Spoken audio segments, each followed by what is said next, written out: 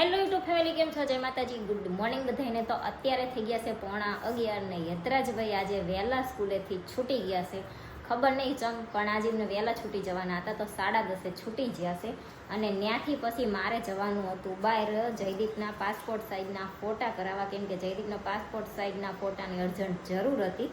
અને પાસપોર્ટ સાઇઝના ફોટા ખૂટી રહ્યા હતા, ઘરે હતા નહીં, બહાર કે ઘણા બધા કરાયા હતા પણ પૂરા થઈ ગયા છે. અમને એમ કે હશે એવા વેમ માર્યા, પણ હતા નહીં અને અર્જન્ટમાં જરૂર હતી તો જયદીપ ઘરે હતા નહીં, એટલે પછી ફોનમાં જે ફોટો પાડેલો હતો ને એ ફોટો આપણે આપી અને જો કઢાઈ નાખ્યા છે. અને આ 6 વર્ષ જૂનો ફોટો છે જયદીપનો. 6 વર્ષ પહેલાં કેમેરામાં કે ફોનમાં ખબર નહીં શેમાં પાડ્યો તો, એમ બહુ આઈડિયા નથી, પણ આ ફોટો જે છે ને 6 વર્ષ પહેલાંનો છે. યતરાજ જ્યારે 4 મહિનાનો હતો ને કોરોના આવ્યો હતો ને એ ટાઈમનો ફોટો છે. તો જયદીપના આપણે 8 કે એવા કંઈક ફોટા આવ્યા છે, એટલા કરાવી અને આવતા રહ્યા છીએ.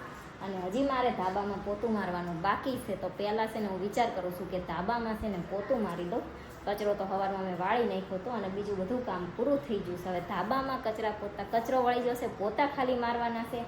અને પછી છે ને મારે વઘારવું છે, શાક મારવું અને રોટલી બનાવી છે. અને આજ સવારમાં છે ને અમારે શાક હાટું થઈ અને થોડીક માથાકૂટ થઈ ગઈ હતી, કેમ કે મારે છે ને તમને બધાને ખબર જ છે કે હું બપોર કઠોળનું શાક ખાઉં, તો મારું કઠોળનું શાક હોય, જયદીપનું યતરાજનું સવાર જે બનાવ્યું હોય એ શાક હોય. તો આજ તો હવે યતરાજભાઈએ ચાલુ કર્યું હતું, મારા આ શાક નથી ખાવું, ના શાક નથી ખાવું. તો જયદીપ મને કે એક કામ કરી કે 3 ચૂલાવાળો ગેસ લઈએ, 3 એક ચૂલાએ બનાવવા માંડી કે. એટલે યતરાજભાઈનું અમારે ચારેક આવું થાય. બીજા કંઈક શાક બનાવ્યા હોય ને તો એને કોબીનું શાક ને ફુલાવરનું શાક ખાવું હોય, અને જ્યારે ફુલાવરનું કોબીનું બનાવ્યું હોય ને તો એને રીંગણાનું શાક ખાવું હોય. આ રીતનું થતું હોય. એટલે હવે એને છે ને રોજ 2 શાક તો હોય જ તે, કાં જયદીપનું કે મારું જેનું શાક ખાવું હોય એનું એને ખાઈ લેવાનું હોય. અને છેલ્લે કાંઈ ના ખાવું હોય તો ગોળ રોટલીનો ઓપ્શન તો હોય જ તે. પણ એ ભાઈના ફંદા હમણાં વધતા જાય છે. હોમવર્ક ના કરવું, હોમવર્ક કરવા, પરાણે બેહાડવા, પરાણે જમવા બેહાડવા, આ ના ખાવું એવું વધતું જાય છે. પહેલાં જેમ ના ખબર પડતી હોય તો જે હોય બધું ખાઈ લે, અને હવે પછી જેમ ખબર પડે એમ એ ભાઈના નખરા વધતા જાય છે.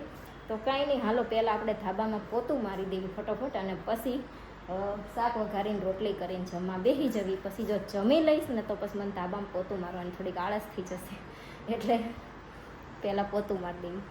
તો જો અત્યારે છે ને વાગી જશે રાતના 10. આપણે સવારમાં છે ને 11 વાગે કે 11:15 વિડીયોની શરૂઆત કરી હતી. પછી જમી અને હું યતરાજભાઈ સૂઈ ગયા હતા. અને પછી છે ને મને થોડું ઘણું માથું દુખતું હતું એટલે હું સૂઈ જઈ હતી. અને હમણાં થોડા છે ને પર્સનલ કામમાં દોડાદોડીમાં છીએ, એટલે વિડીયો બને ના બને, નાનો મોટો જેવો બને એવો ચલાવી લેજો. તો જો અત્યારે વાગી ગયા છે 10 અને જયદીપ આવી અને કપડાં ચેન્જ કર્યા, કેમ કે ઓલું છે ને ફોર્મલ પેન્ટ હોય કે જીન્સ હોય તો પગે વાગેલું છે, અહીંયા થોડુંક છોલાય, એટલે એમને આવીને ડ્રેસ પહેરી લીધો છે. અત્યારે વાગી ગયા છે 10 અને છાયાબેન અહીંયા અમારે પર્સનલ કામ છે એની રિલેટેડ થોડીક વાત છે, તો જવાનું છે. એ પછી શું ને એ થોડાક ટાઈમમાં જો ફિક્સ થઈ જશે તો તમને બધાને ખબર પડી જશે કે શું છે એમ. અને તમને કોઈને જો કદાચ અંદાજ આવી જાય તો તમે કોમેન્ટ કરીને કહેજો કે એવી શું વાત હોઈ શકે એમ. આ બા ઘૂઘરાળા વાળ જેવા હે તારા, ટોપો પહેર્યો હોય એવા.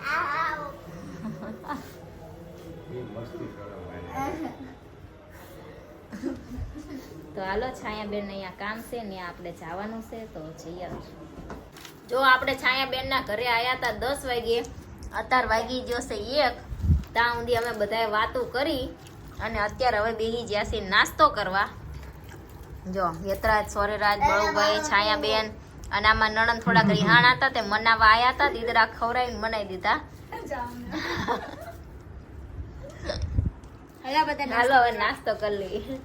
અને જો જયદીપ છે, અમે બધા બેસી ગયા છીએ નાસ્તો કરવા. તો હવે નાસ્તો કરી લેવી. ત્યાં ઊંધી છે ને વાગી જાય 1:30, પછી ઘરે જઈ અને સૂઈ જવી.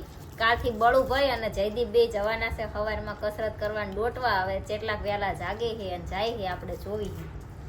બરોબર ને? જવાનું જ છે કા? હા. હવે 5 વાગે વહેલા. હું તો બેલા છું તો સટડું છું. તારે જરૂર નથી. એમ નહીં, હું પહેલેથી કસરત કરું પણ બાકી રહી જતું કે આર્મીની. કાંઈ વાંધો નહીં, તું ભલે એકનો એક રહ્યો, તમ તાર આર્મીમાં જવું હોય ને તો જવા દઈશું. બરોબર? પેલાની આર્મીમાં જવાનો શોખ. તારે જવું છે? વાંધો ને પેલા બે ભણો જ ખરા, હજી બાળ મંદિરમાં ભણે છે. શું આતંકવાદીને? આતંકબાજીને મારી નાખી. ચાલો નાસ્તો કરી લઈએ. તો જો આપણે છાયાબેનના ઘરેથી અમારા ઘરે આવતા રહ્યા છીએ અને પછી ત્યાંથી તો છે ને અમે લગભગ 1:30 વાગ્યા હોરા આવતા રહ્યા હતા. પણ પછી યતરાજના સ્કૂલ ડ્રેસ છે ને સવારમાં મેં બહાર ધોવા મૂકી દીધો હતો, પછી મને યાદ જ ના આવ્યું. તો અત્યારે હું બહાર વાસણ ધોવા જઈ હતી ને ત્યારે મને યાદ આવ્યું કે યતરાજનો સ્કૂલ ડ્રેસ સવારનો બહાર મૂક્યો છે, ધોવાનો રહી ગયો છે. તો અત્યારે જો રાતના 2:30 વાગ્યા છે. 2:30 વાગ્યા મેં સ્કૂલ ડ્રેસ ધોઈ અને ભૂક્યો. મેં કીધું સવારમાં પાછો એને પહેરવાનો હોય એટલે ધોવો પડે, અને અત્યારે ઉનાળો છે એટલે ધોયા વગરનો કંઈ હાલે નહીં. તો અત્યારે છે ને આપણે ધોઈને સૂકવી દીધો છે, સવાર સુધી સુકાઈ જાય તો સારું છે.